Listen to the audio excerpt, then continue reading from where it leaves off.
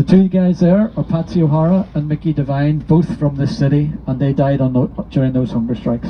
So we're just going to move on now, and then coming up on your right hand side you'll see what to me is the most important mural that you'll see in the city. It's a mural which reflects back to the time of 1968 and the civil rights. It's just next to the Museum of Free Derry, which is run by the families of the people who died on Bloody Sunday. And the two people front and centre of this mural here on your right are John Hume on the right and Ivan Cooper on the left, the Protestant and the Catholic.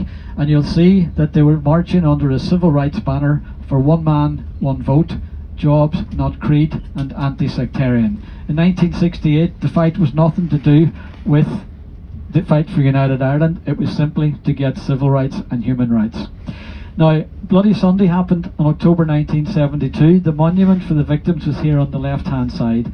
And what happened on the day, there was a march here to protest against internment, and the march was called by the Northern Ireland Civil Rights Association. Internment is when people were arrested and put in jail without trial, no judge and no jury. On the day, as the march approached an army barricade, rioting broke out between young people and the army. And then the parachute regiment, who were in the city on that day, came into this street, which we've just driven along, and in a period of 20 minutes they fired 108 live rounds of ammunition. And at the end of that 20 minutes, 13 people were dead. 6 of the dead were 17 years old. And that day is known here in the city as Bloody Sunday.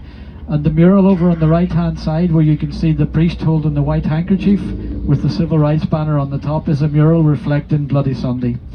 The priest is Father Daly, who went on to become the bishop of the city, and that photograph of him with the white flag is one which is recognised across the world as a symbol of what happened on that day.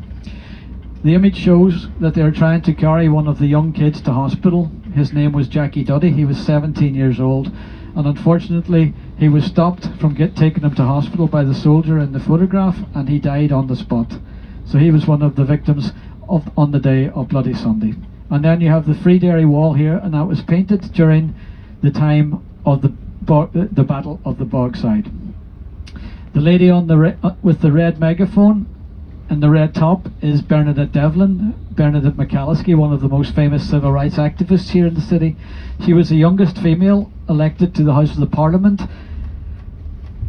And then the young guy with the petrol bomb and the mask, a 13-year-old guy, a photograph taken by Clive Limpkin, who was here on site to cover the events of the Battle of the Bogside.